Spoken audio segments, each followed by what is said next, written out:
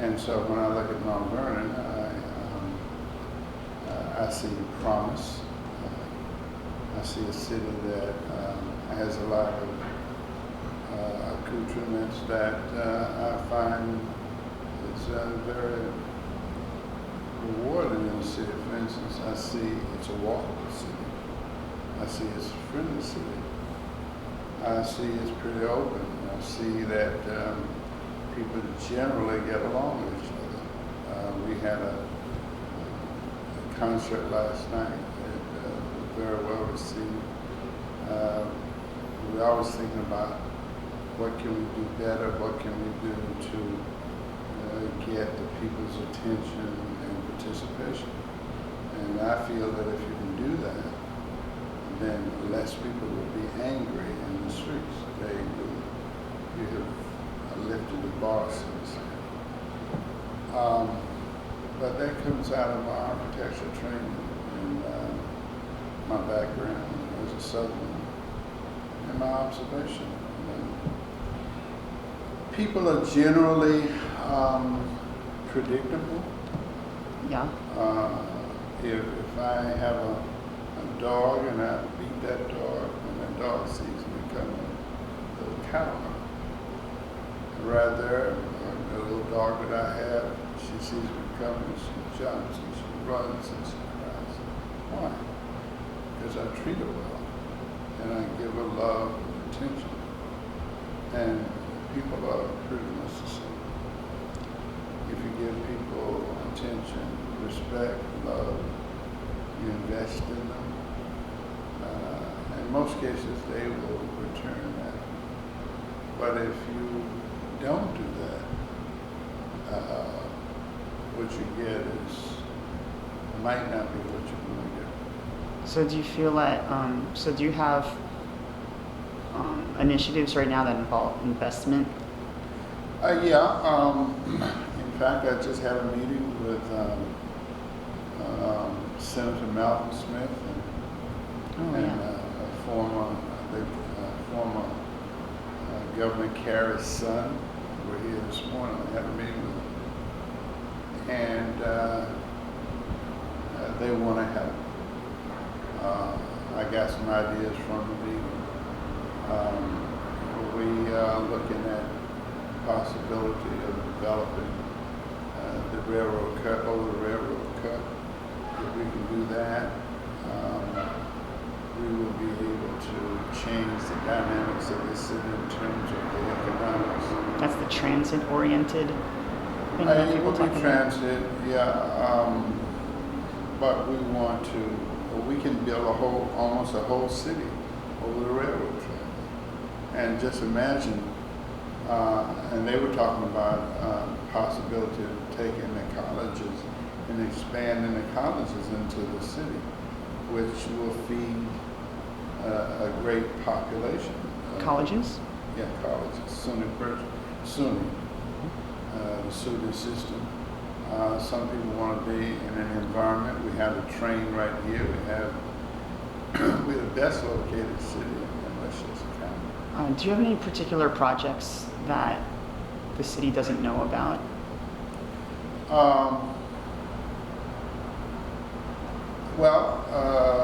I can tell you the things that we're doing. We are reviving the Atlantic project down here on Gramerton Avenue.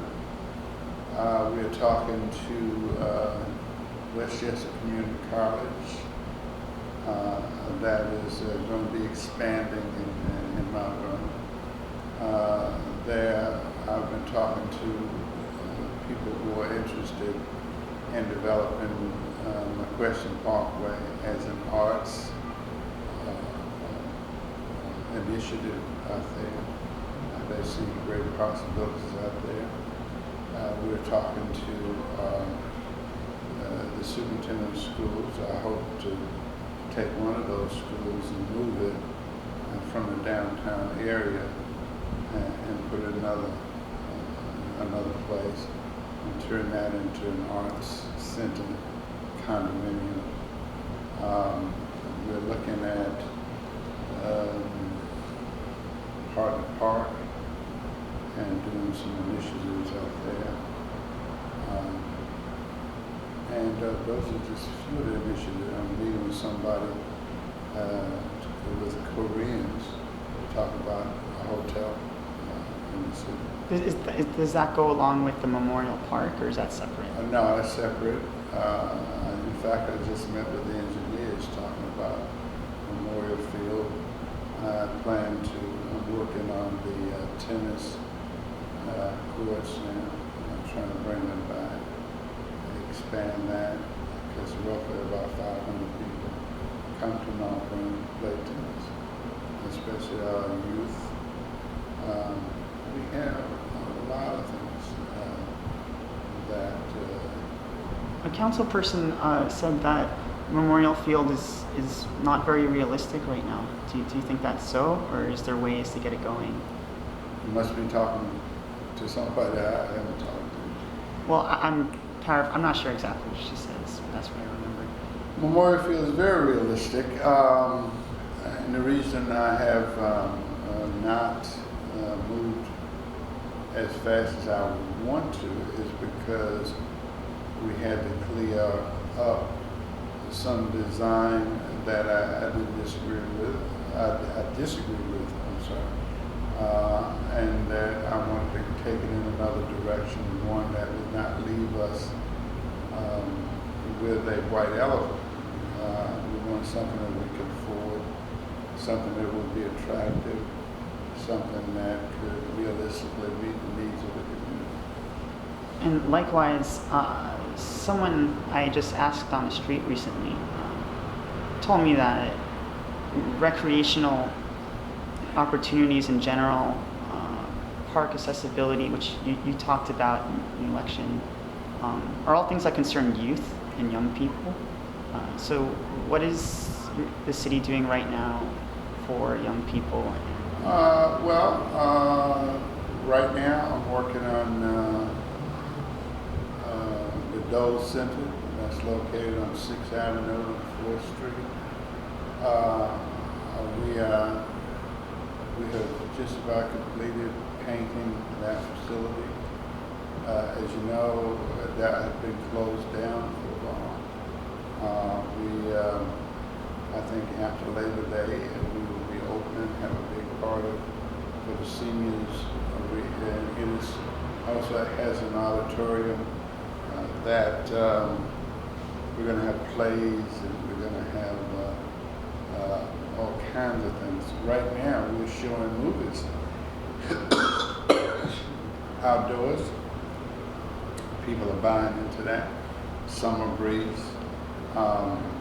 We are trying to nurture some of the talent within the city. That happens right out here on Saturday and Tuesday. Last night we had it.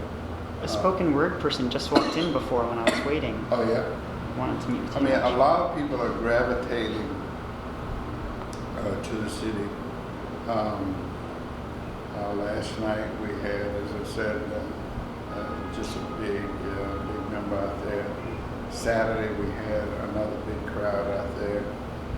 We show movies on Monday nights outdoors, and when it gets when the weather no longer permits that, we'll be indoors showing movies.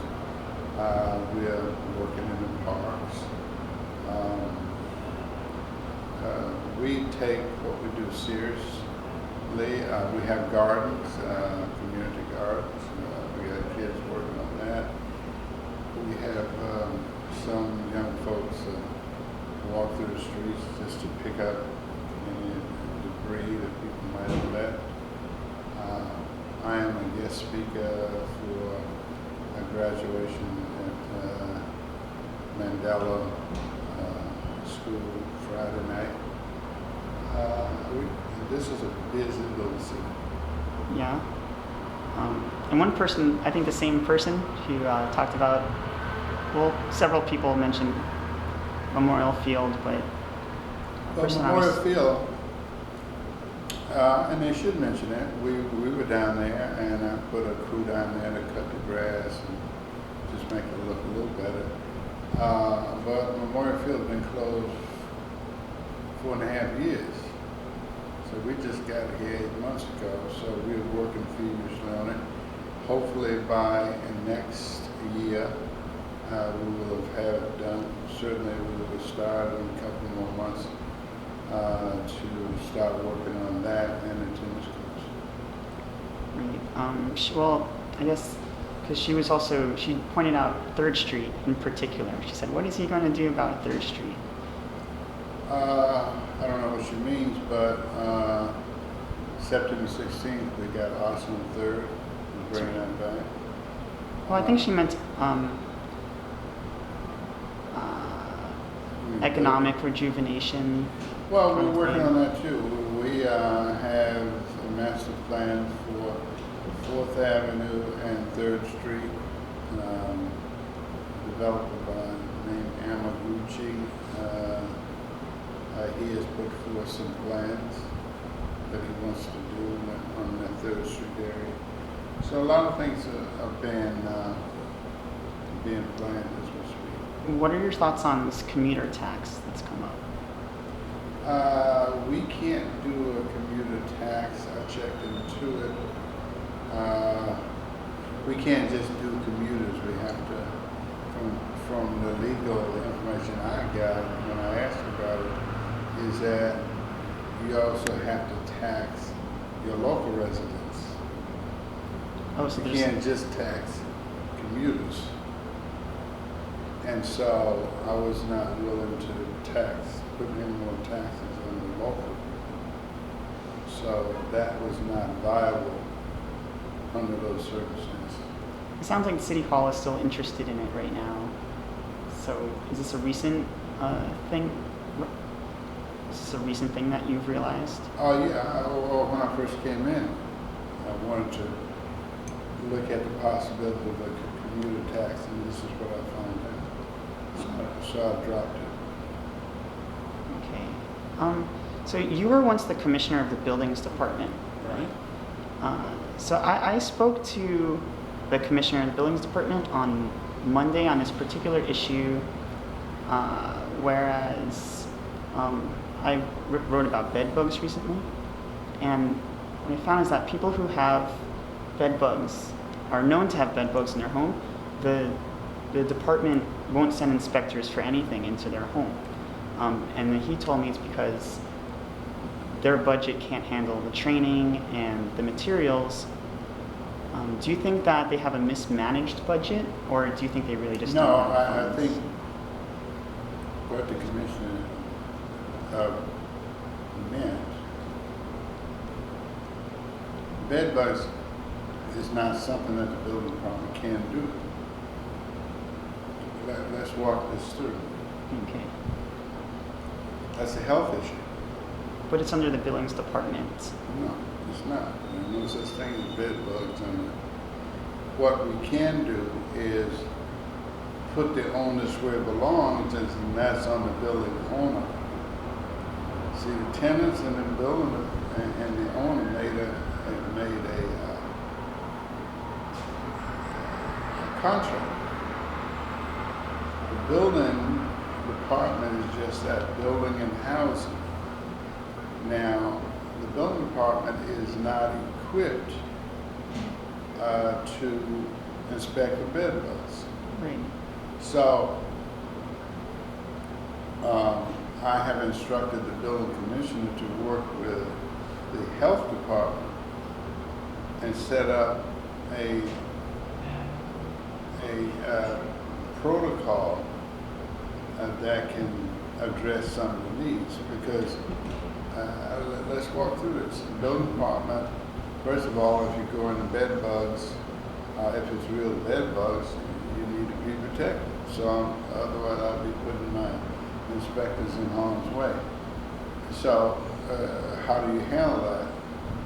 When there's a complaint about bed bugs, we have to get an exterminator at the behest of the owner to come into the building and treat the building for bed bugs.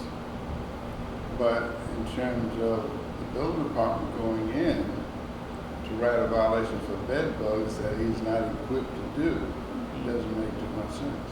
But them not being equipped is because they don't have the training and They don't have the training, now it doesn't fall within their purview.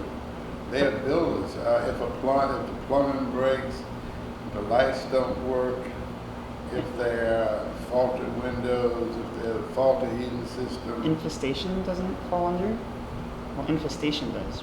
No, what we do is require through the housing code to have a routine extermination program, and we can do that. But just to say, oh, you got bed bugs, you're not qualified to do that, that wouldn't hold up in court.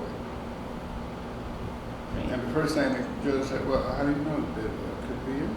It just sounds like an issue, like a lot of people, it's not being taken care of. People that we can't take care of every issue. right? The building department is designed to take care of certain issues. Now, when they don't take care of the things they're supposed to take care of, that's one thing.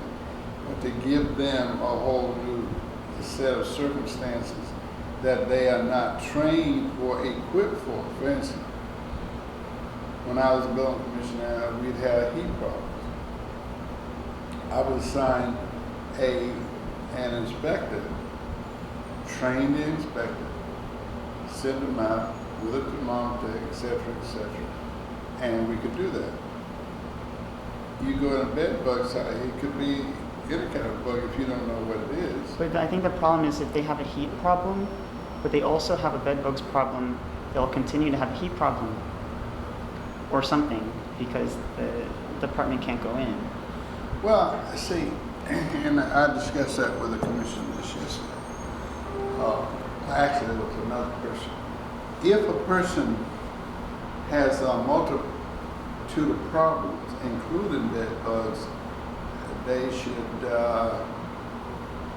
treat them separately. On one hand, you got a bed bug problem. On the other hand, you got missing windows and all that kind of stuff. So I would not put bed bugs in with the building department. So the main thing is enforcing that the owner takes care of it. The owner takes care of bed bug and must show us proof that he did, and they are experts. Right. So maybe that's what the question really comes, is that's happening. And I talked to the building commissioner and said, look, you gotta write two separate violations.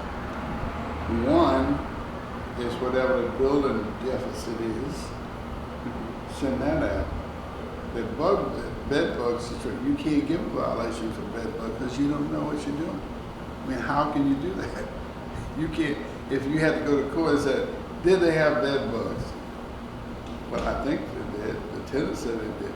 Did they have bed bugs? You can't answer that. Well, they have, people have So, marks. I'm sorry? When people have marks on their skin. That could be caused by anything. I mean, in other words, whatever they do must be sanctioned by some code. And you must be able to address the violation and stand behind the violation you just wrote. Now, because these things could end up in court. So if I go to court, can you tell me that these bites come from bed bugs? Inspector, can you do that? Well, no. Well, inspector, were you trained to decipher bed bugs? Well, no. Case dismissed.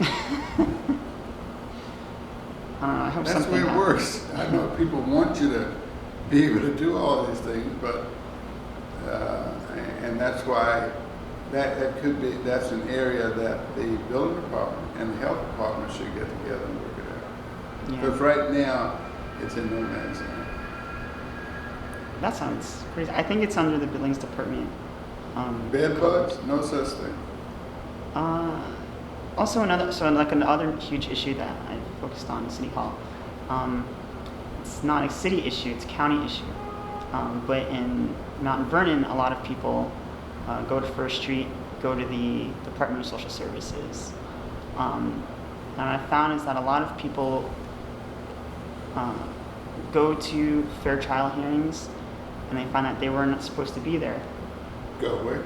Fair trial hearings at Department of Social, and they weren't supposed to be there, or they lose their services without even being called to a hearing, or without even being notified that they're losing their services. So, what can the city do to guarantee the rights under state law of citizens here?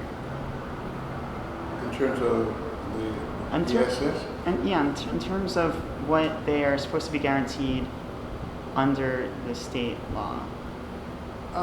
That clearly is a county function, and that is best handled by the county. Well, I'm just saying I'm not saying that there are a lot of violations, definitely, but it's being, Give me an example. it may just be that there really are a lot of violations.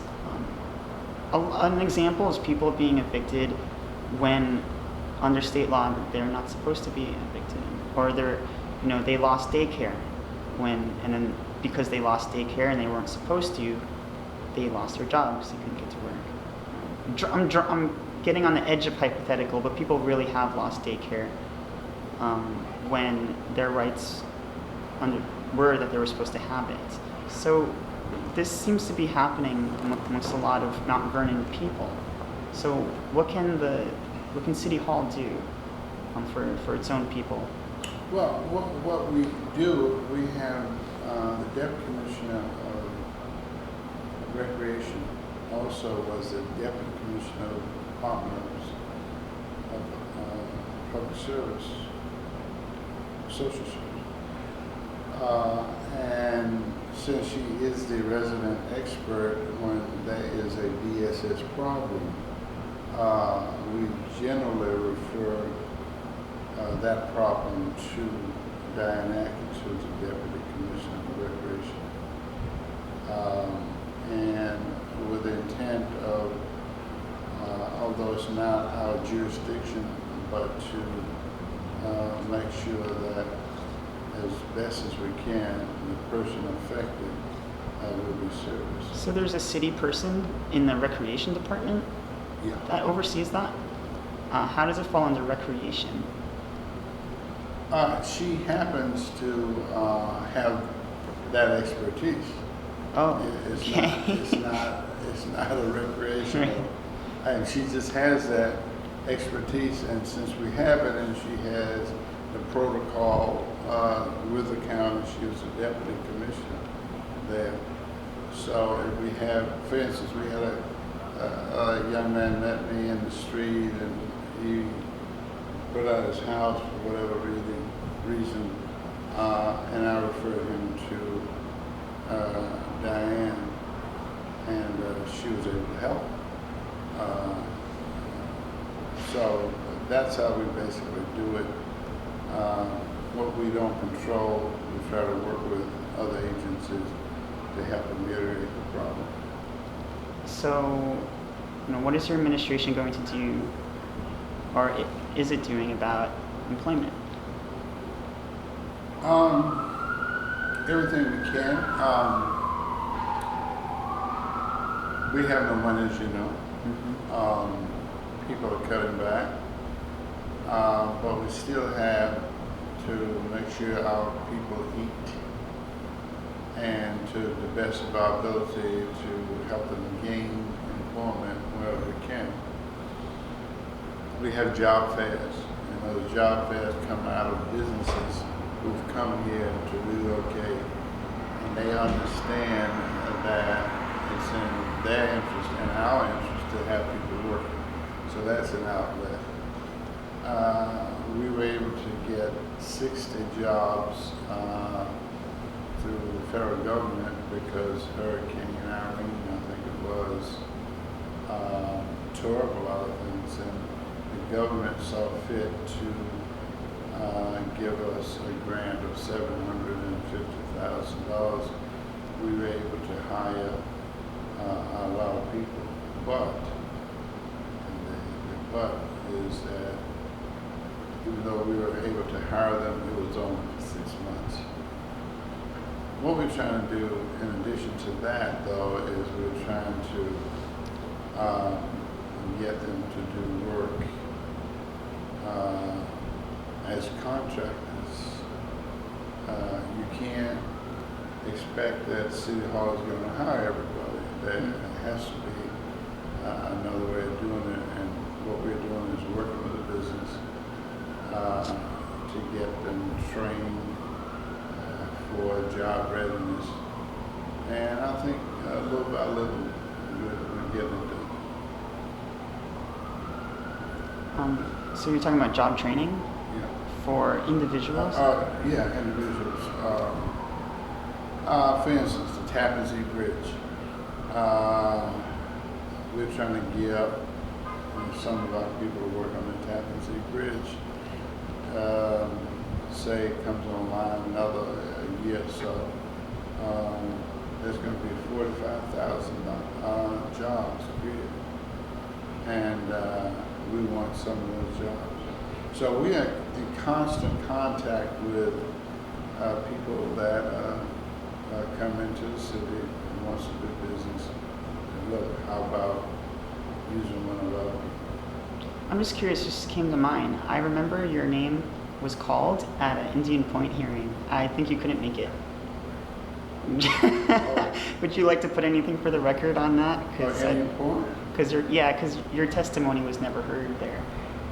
Oh, that's been hard. I mean, it's not like something I cover, but I just happened to be there. Well, I think Indian Point serves a purpose, obviously. I think people get spooked because of what happened in 9/11. Suppose they have to evacuate. What will they do? Frankly, I don't think there's anything they can do. Pray that the wind shifts somewhere else. I Yeah, I can't. know what you mean. I can't say. I can see why people don't want nuclear plants. Right. But realistically, if you're afraid that somebody's going to bomb it up, double the security. Because it does play a vital role in delivering energy. Okay, this is kind of the last thing because I know people want me to ask, and I know, the mayor's department, the mayor's office is sort of outside of education. We've talked about putting mayor's office people on the board. Does that sound like something that will ever happen, or do you have any I thoughts? think it could, because I think every mayor in the United States of America knows that mayors must be involved in education, because behind all of the shootings and all of that is a mind that's not educated, a mind that quit. We can't afford that, because we need to maximize our educational base. I think the country is moving in the wrong direction. I think we need to see our strength and wealth in education. And I don't think this country sees that. How is it moving in the wrong direction? It's kind of a national question, but how is it moving in the wrong direction? What do you mean by Well, that? I think number one, it's the people that make things go good or go bad. If that person is armed with information, they still might make mistakes, but they will be on a certain level. So I think it's in all of our interests to work together to see if together we can make a more productive education system. How is it going here in Mount Vernon, the education system? We got a new superintendent, as you know, and I met with her 2 or 3 times. I'm impressed with her. I get the sense that she understands that she's getting 65 cents out of every dollar to run her facility. I'm getting 23 cents out of every dollar. And but we can combine our efforts to make a stronger force. At the end of the day, the question is, Did you educate your children? And if not, why? And we have to be accountable for that. And so, what do you think are what's your favorite things about this town? What are your favorite things about Mount Vernon? I think actually when I see the children doing what they're supposed to do and acting contrary to what popular opinion is, that does my heart good. When, as an architect, when I do something, like say the roundabout, and I pass it, and then I knew what it took to get that done, and how long it's going to last after that, I feel good about that. I feel good because people tell me they feel good. They come up and they're glad you're back, and thank you for running and all that. That makes me feel good. But at the end of the day, I know it's not about me. It's about the people. And it sounds like a cliche and all that politicians like to say, but I mean it. I mean, it is about the people. And the day that you think it is not, you should go do something else. Because all of this is, if nothing else I've learned is that you have to respect the people, especially those who elect you. And as you give respect and get it, you will give it again. I think sometimes, if you look closely, a lot of the, especially young folks, shoot up people because they feel that they're not respected. Countries go to war when they're not respected, when their borders they feel is not respected. Or you don't have enough love for the people you're supposed to be governing. Okay. Do you have anything else that you want to add? Well, I think that, we still, in this country, we have a lot of criticism, I certainly do, about what we're not doing. But we've set the bar so high in the world that people still want to come, even though it's not a perfect society. People still want to come here because at the end of the day, this is still the best country in the world.